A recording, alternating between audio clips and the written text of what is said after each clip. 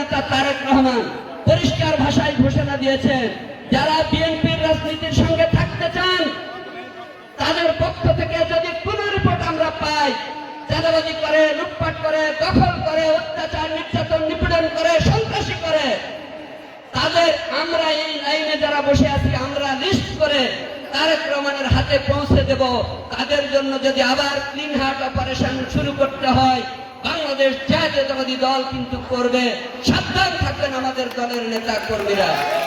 আর সত্যি সত্যি কোন দুর্নীতিবাজ, লুটপাটকারী, সন্ত্রাসী ওরকম কর্মকাণ্ড করলে তাদেরকে ধরে আইনের হাতে সুপর্দ করে দেবেন, এই অনুমতিও আমরা আপনাদের দিয়ে রাখলাম।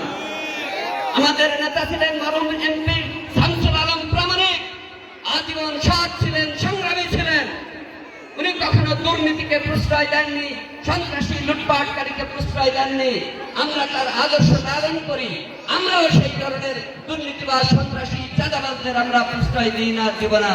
সেই ব্যাপারে সবাইকে সতর্ক থাকার আহ্বান জানিয়ে সকলের মঙ্গল কল্যাণ কামনা করে আমার বলার মধ্যে কোনো ভুল ত্রুটি থাকলে ক্ষমা চেয়ে আবারও আগামী জাতীয় নির্বাচনে ধানের শীষ প্রতীকে ভোট দেওয়ার আহ্বান জানিয়ে আমি সংক্ষেপে আমার কথা এখানে শেষ করলাম। আল্লাহ হাফেজ।